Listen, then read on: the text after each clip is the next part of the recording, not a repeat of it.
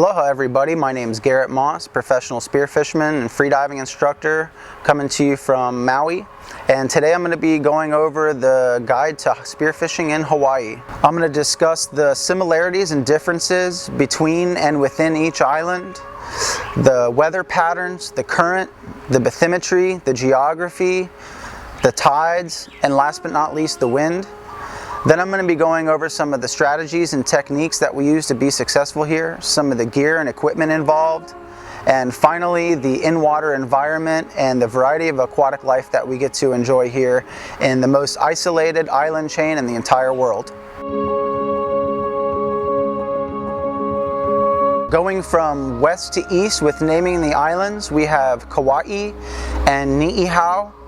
Moving eastward, we have Oahu, then Molokai, Lanai, Kaho'olawe, Molokini Crater, Maui, and the big island of Hawaii. Ni'ihau doesn't really have too many inhabitants, and from my understanding is you have to be invited on the island to even get to that island. Kauai is the oldest of all the Hawaiian islands. A lot of erosion's taken place there, and the mountains are a little bit more straight up and down, and more water flow, more precipitation. That water around the island can get a little bit dirty because of the runoff that you get from all the precipitation, the rivers flowing out into the ocean. It's also a place where sharks roam around when freshwater rivers are emptying out into the ocean. They're looking and scavenging and searching out any kind of opportunities that they might be able to find some food. Then we have Oahu, and Oahu has the famous North Shore where you have great surfing. Also, there's a lot of precipitation on that northern end of Oahu. And the south end of Oahu is where Honolulu is located, or Waikiki, and that is a more inhabited place. Oahu has the most out of the population out of any other island in the whole state of Hawaii. And then moving eastward, we have Molokai. Not too many people live on Molokai, and you kind of got to be careful if you take a boat over there and go spearfishing or fishing over there. You got to be careful that you're not stepping on any toes, or that you're not going to be chased out of there or come into any confrontation with locals. Same thing on Lanai. That island is not very populated. It's a little bit more dry of an island, and they do still receive some precipitation, and when that island does rain, there's a lot of mud. It's almost like a clay that you would find in the state of Georgia or South Carolina, and that mixes in with the ocean water, and sometimes it gets a little bit murky. Then we also have Kaho'olawe, which you've probably, and most people have probably never heard of that island. It was used as a test bombing island for the US military and the Allied forces all the way from World War II up until the early 90s in Desert Storm. And nobody's actually allowed within 2 nautical miles of that island. If you have a fishing permit, every other weekend they will open it up and you can get in with 180-foot depth, and your vessel has to be creating a wake. So the only type of fishing that you can really do there every other weekend is trolling. Then we have Molokini Crater, and that is a cinder cone that comes out of the ocean in between the islands of Kaho'olawe and Maui. And moving eastward, we have the beautiful island of Maui, where I live. And this island has the 3rd largest mountain in the entire world, the summit reaching up to 10,000 feet. And most of the mountain, or the volcano, which is dormant and not extinct, actually lies beneath the ocean's surface. And then on the northwest side of the island, we have the West Maui Mountains. Maui's called the Valley Isle because there is a big valley in between the West Maui Mountains and Haleakala, the volcano, and the wind gets magnified through this mountain range into this valley, and the wind is very volatile. You have to be very careful. Maui is an extremely windy island, and all it takes is for the wind to shift a couple degrees here or there and you can find yourself in a bad situation. Then eastward, moving southeast, we have the big island of Hawaii. And the Big Island is one of the sport fishing capitals of the entire world.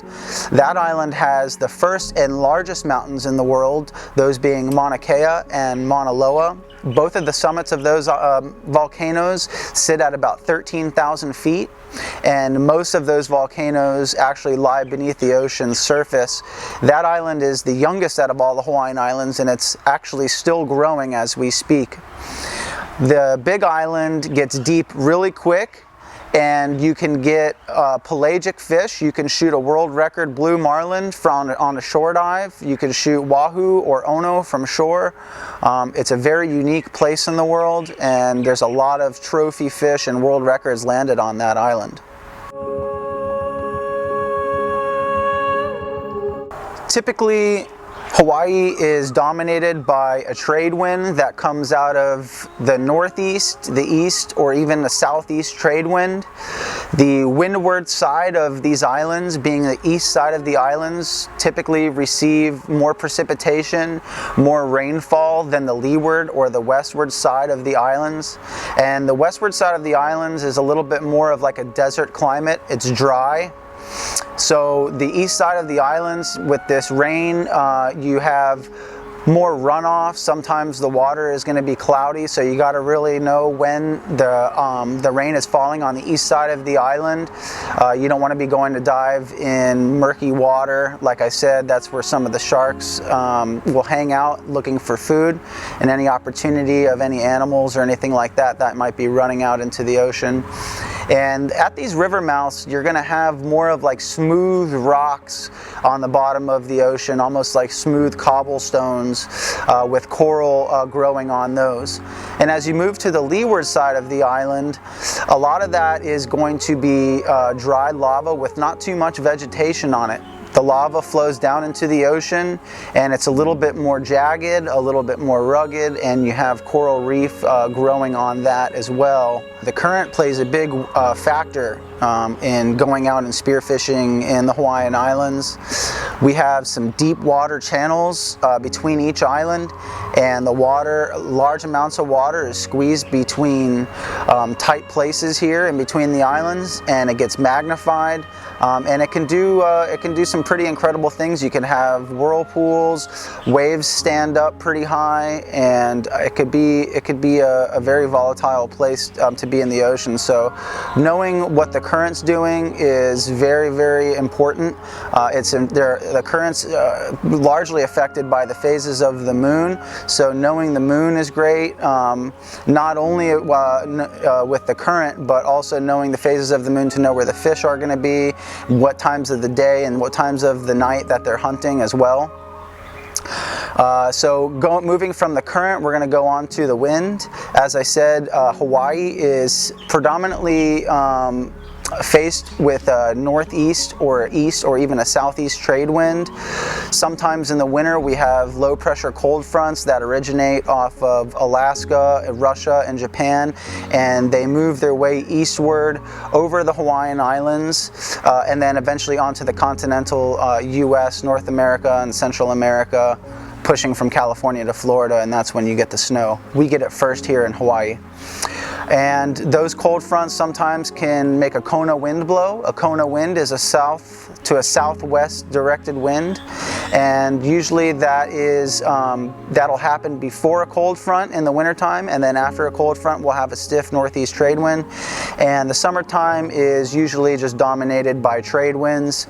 The direction of the wind is an important factor in knowing where is going to be in the lee of the wind, or where you're going to find shelter from the wind.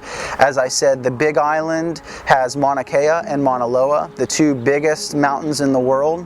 And if you're in the lee of those mountains and the wind's blowing in the right direction, say as in Kona, you're going to have light winds pretty much almost every day of the year, unless you have a Kona wind blowing, and that would make the wind onshore for that side of the island. But typically Kona is going to be nice light winds, and it gets deep very quick there, so that's a really great place for pelagic hunting. Over here on Maui, it's kind of the same effect, but Haleakala is a smaller mountain, a smaller volcano, so it's a little bit more volatile than Kona. It's not consistently as calm in the lee on this side of the island, on the west side of the island, in the wind shadow. And you got to be really in tune with what direction the wind is blowing in degrees.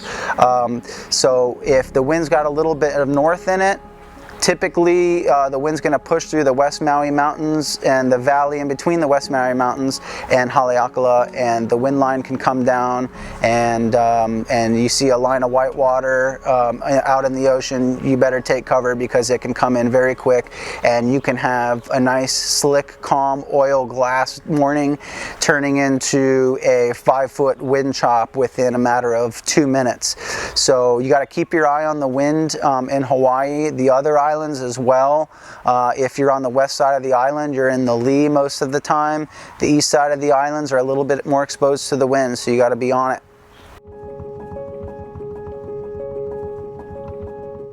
So the water is typically crystal clear, blue, beautiful open ocean Pacific water with the temperature in the summertime ranging around 80 degrees Fahrenheit, and in the wintertime and the late winter into the early spring it can get down into the low 70s. I've seen it 70 degrees here before. The visibility is great. Like I said, a lot of days we're having 150 foot of viz, even more so than that sometimes. And if you have 100 foot of viz, that's a typical day. That's not the greatest day ever, but that's pretty normal here in Hawaii. So we have some nice warm blue water for the most part, and a 3mm wetsuit is usually most suitable. Sometimes in the winter time, if the water gets a little chilly and the air's a little chilly, you might want to throw a 5mm top on. But for the most part, it's going to be nice warm blue water. And there's a lot of bonuses to spearfishing in Hawaii. We have a huge variety of aquatic life ranging from pelagic manta rays, reef mantas, spotted eagle rays. We have all kinds of whales, going from sperm whales to humpback whales to false killer whales. We have a lot of different types of dolphins. We have spinner dolphins, ragged-toothed dolphins, bottlenose dolphins. We have a lot of awesome transocean birds such as gannets, eva, or otherwise known as frigates, that you can experience while being out on the water here. We have a thriving ecosystem, very, very healthy, a lot of live coral on the reef. So you got to be really weary of when you are diving down to the reef that you don't get stuck by any urchins, which we call vana here. We have a lot of eels, different types of subspecies of moray eels, so you got to be careful that you don't get bit by an eel. Sticking your hand into a rock trying to find a spiny lobster, or laying on a coral reef, you might land on an eel or some vana. So when you are coming in for a landing on the reef, make sure that you try not to touch the reef as much as possible, because it's very fragile and vulnerable and it takes a long time to grow back. But also you want to do that to keep an eye out for anything that might be detrimental to you, like the urchins or the eels. As I mentioned, the island of Hawaii, the Big Island, or other islands like Kauai or Oahu, have the water gets deep really quick there. So there's a wide variety of open ocean fish and mammals that you can experience out on those islands. Whereas Maui here, like I had mentioned, it's a little bit more shallow, not getting past around 500 to 600 feet deep. So we have a great humpback whale sanctuary here. All the whales come here for mating and to give birth. So they're born and raised here in Maui, and then they go up to Alaska to feed for 6 months, get their blubber layers really thick, and prepare for their trip back down here to Hawaii, where they don't eat. The only humpback whales that are eating here are the calves that are nursing off of their mother. So we have the largest concentration of humpback whales in the northern hemisphere in the Pacific Ocean. So the winter months are really, really great to experience humpback whales. You can hear them singing under the water. Sometimes they get close enough to rattle your chest, and it's just a great experience while you're out here spearfishing. We also have a wide variety of sharks. Some are open ocean sharks, more so. Then we have transocean sharks and resident sharks as well that reside on the reefs. So some of the species of the sharks on the reef that you're going to find are sandbar sharks. We'll have some hammerheads, a lot of tiger sharks, and most of the tiger sharks that we have out here are quite large and inquisitive. We also have white-tip reef sharks. There's Galapagos sharks, gray reef sharks, and then more so out in the open ocean we'll have silky sharks, oceanic white tips. Sometimes we'll also get a great white, and some of these great whites that we get out here are massive. We also have some whale sharks as well. There's quite a few whale sharks spotted out in the Hawaiian Islands year-round. So that's really a pleasure to be able to see all of this wildlife that we have here in these beautiful conditions on the most isolated island chain in the world. So we have a wide variety of species of fish that are preferred to be hunted out here, and starting off on the reef, my favorites, I usually aim for 3 different types of fish. One being an uku, which is a gray snapper or a green job fish. Those are delicious. They're that's a snapper, and they are very difficult to hunt. They're very intelligent, and it takes a lot of strategy and time to develop the techniques to get these fish to come in. And you got to have good aim with your gun. You got to have your gear dialed in to make sure that you're confident when you place a shot on an uku. Also, one of my favorite species to hunt is a yellow spot trevally. Any trevally under 10 pounds in Hawaii is referred to as a papio. So a lot of times you'll hear people say a yellow spot papio. Most of the ones that I try to target are over 10 pounds, and those would be referred to as a yellow spot trevally. Awesome fish, a little bit more oily, and great sashimi. So is the uku. All the fish that I target are going to be sashimi grade fish. I'm super picky, and I really like my sushi. So the yellow spot trevally is one. A bluefin trevally, also referred to as an omilu in Hawaii, is great. And a giant trevally, otherwise known as a lua, is a targeted species. I've only shot one of those. I'm not really targeting a lua. Sometimes I'll target the bluefin trevally, but out of all the trevallies, the yellow spot trevally has the best table fare.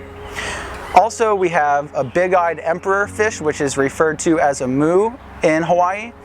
And those fish are probably the most intelligent species that I've ever hunted. Their teeth actually are set back almost like humans, to where they have canines up front, and in the back they have molars, and their main diet is going to be urchins. So they can crunch up the urchins with the teeth that they have. And a lot of times when you shoot a mu and you harvest it, you'll see urchin spines all stuck in their lips. It's pretty incredible how these fish eat and how they live with all the urchins stuck in their lips. Now moving towards the pelagic realm, we have ono, otherwise known as wahoo around the world. We have yellowfin tuna, which if it's under 100 pounds, it's referred to as a shibi, and anything over 100 pounds is referred to as an ahi. So we have yellowfin, we also have big-eyed tuna, and we also have skipjack, which is an aku. We have kava kava, which is a bonita. Very different than from the Atlantic. The bonita are actually pretty good here. They're really, really good sashimi, and aku is good sashimi. A little bit more blood in that meat, but still great table fare with those types of fish. We have rainbow runner, referred to as kamanu. We have mahi mahi, or otherwise referred to as dorado or dolphin fish in different parts of the world. And we also have, sometimes we have fish from other parts of the world that you don't necessarily normally will see here, like a hamachi or a yellowtail jack, or they call them kingies, kingfish in places like New Zealand. So we have those sometimes as well. But for the most part, you're going to be looking in Hawaii for ono, ahi, and mahi for pelagic fish. Also, not limited to that, we also have billfish in the mix. So there's blue marlin, black marlin, striped marlin. We have sailfish, Pacific sailfish, which gets really large. And we have spearfish as well. We have swordfish. but for the most part you're not going to want to spear a swordfish. Those get kind of sketchy, even just catching on those on rod and reel. So that pretty much covers the variety of species of fish, and like I said, I like a lot of my fish to be prepared raw, in sushi rolls or sashimi.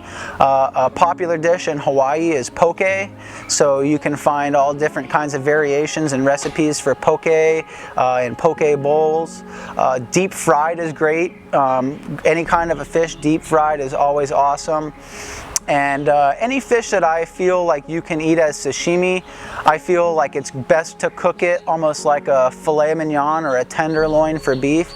Cook it hot and fast on a skillet, and I like to cook mine medium rare to medium, and then as the days move forward you might want to get the fish a little bit more well done, but in the first few days I really suggest cooking the fish hot and fast. You could do it deep fried, you can cook it in butter, you can cook it in oil, but hot and fast is really the name of the game as far as I'm concerned.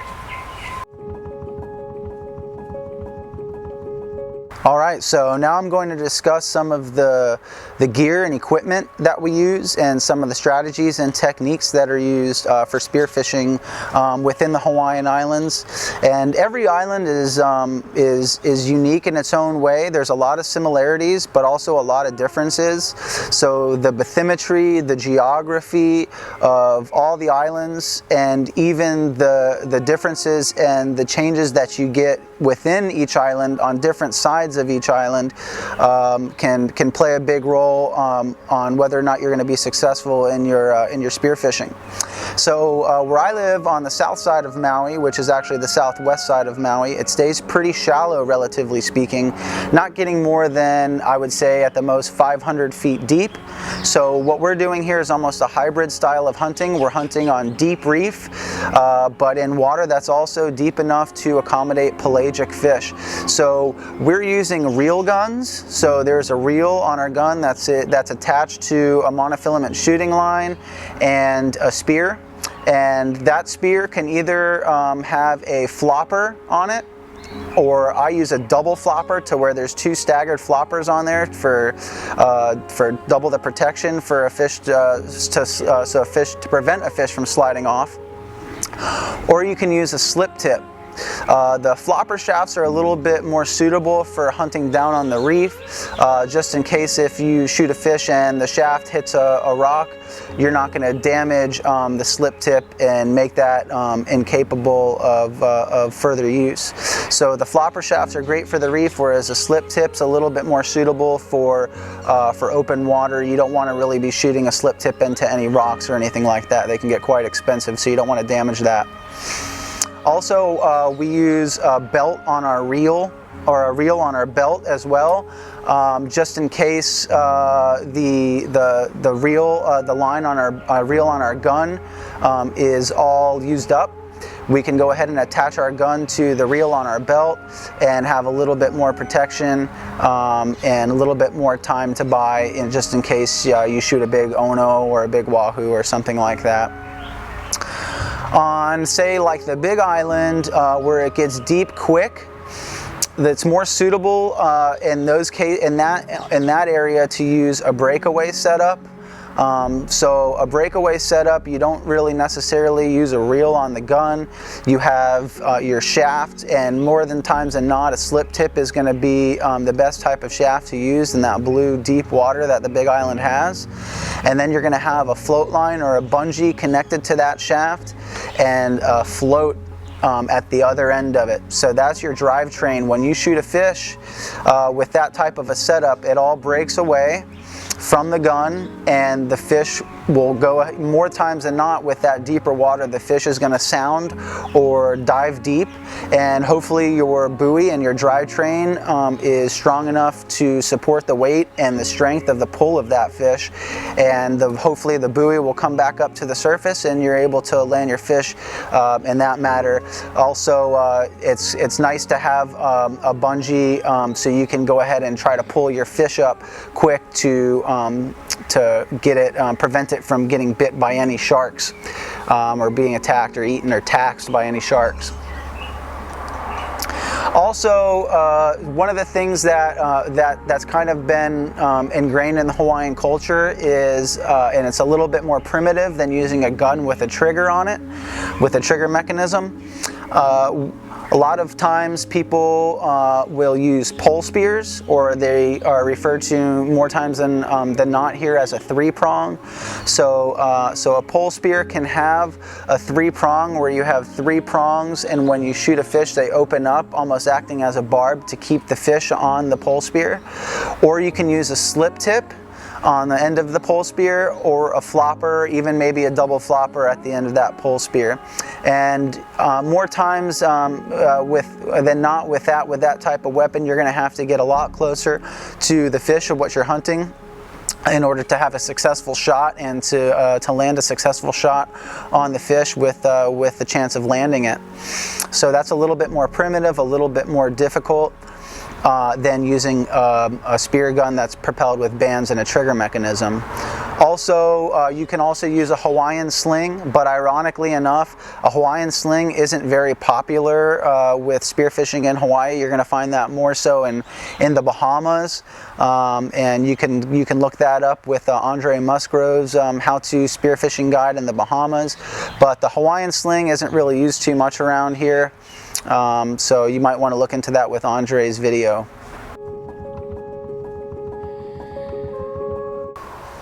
So some of the tools that we use to lure fish in that would otherwise just swim by us and not be interested in what's going on in our vicinity whatsoever are flashers.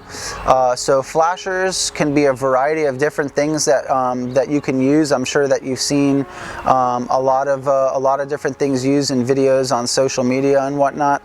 What I like to use are a strand of 6 discs on ball bearing snap swivels, and at the bottom of that strand of flashy discs I like to have a buzz bomb, which is basically it's a metallic skirt that almost looks like a squid or an octopus, or like a hula dress, reflective hula dress that's dancing around on the bottom of the strand of flashers. So if you were to have a pelagic fish such as an ono, which is very typical on Maui, it would get a little bit more interested in what's going around in the vicinity, as opposed to not being interested in just swimming away. Or possibly on the Big Island, if you're maybe doing a shore dive and you're hunting mahi-mahi, ono, or blue marlin, white marlin, striped marlin, or even better, ahi, or what's we call a small ahi is a shibi here. That maybe can bring those fish in. Also, in conjunction with the flashers, we like to use chum. What I use typically are the carcasses from my previous kills, and I like to keep the strips of the skin from the carcasses, and when I'm in the water I will scale the skin, and the scales will fall down. And I also like to make nice chunks out of the skin. The skin usually sinks really slow, and that stays up in the water column, a little bit more suited for the pelagic fish that might swim by in conjunction with the flashers. And things like parts of the body of the carcasses that I use, like the spine or the heads, or any kind of anything with bones or fins, tends to sink a little bit deeper, a little bit quicker, and so those portions of the chum are a little bit more suited for the reef fish that we're hunting. So some of the chum sinks slow, some of the chum sinks quick. You have all your boundaries covered. There's chum up in the water column for pelagic fish, but also you have the heavier chum with the bones that's sinking down for the reef fish to get interested when you're making drops down there. On the Big Island, sardines are great for chum. You could also use the carcass from your previous kills as well, but sardines are usually really good over there. We also have a bait fish in Hawaii named opelu. So opelu are a really great fish to use as bait if you can get them. Sometimes I use a 3-prong to get them. Sometimes you could use a sabiki rig to sabiki them up. But if you have an apelu that's injured or even a dead apelu, you can use that and throw that in the water towards a fish if a pelagic fish is swimming by to get it interested. Or you can let it sink to the bottom if you're hunting reef fish as well. But if you are letting it sink to the bottom, hopefully it'll get there before all of the other little vulture fish try to pick it apart. So apelu is a great bait fish as well. Also, what we like to use are throw flashers in lieu of a apelu or any other kind of a bait fish. If you can't get a bait fish, an artificial throw flasher is great, such as a 1-inch PVC pipe with some reflective or holographic tape on there. You can use a spoon, you can use a CD, anything that you can find that's reflective and throw in the water in the direction of a fish to maybe catch its attention, to draw its attention away from you, maybe to get the fish a little bit more inquisitive, to come within range of you being able to pull the trigger and pull in a nice shot off on a fish. So to summarize everything up, Hawaii is a great place for freediving and spearfishing and all kinds of activities in the water. It's not a very forgiving place. It's very rugged and it's very raw. It's exposed to a lot of weather and a lot of current and a lot of wind. So you've got to be really knowledgeable on how the weather works around the islands, and you got to be up to date on the forecasts and make sure that you're very diligent with that. Out of any place in the world that I've ever traveled to spearfish, Hawaii by far is the most difficult place to spearfish. The fish are extremely intelligent. They've been being hunted for thousands of years, and it's no easy feat to shoot a fish here. A lot of the diving requires that you dive very deep to shoot fish. So I've seen a lot of people come out to Hawaii and they're humbled with the level of difficulty that it is to shoot fish. Sometimes expert spearos from different parts of the world travel out here, and I see that they struggle with the spearfishing in Hawaii. So Hawaii is not an easy place to spearfish, but it's very rewarding. If you have a nice day on the water, there's a lot of wildlife to experience, and if you are up to date with your forecasting and knowing how the weather is, you can get some of the best days of your life out on the water out here and experience some of nature's most beautiful things that it has to offer. Thanks for tuning in. I appreciate it. Shoot me a message if you have any questions. Have a great day. I'd like to say mahalo nui loa. Thank you very much, and we'll talk soon.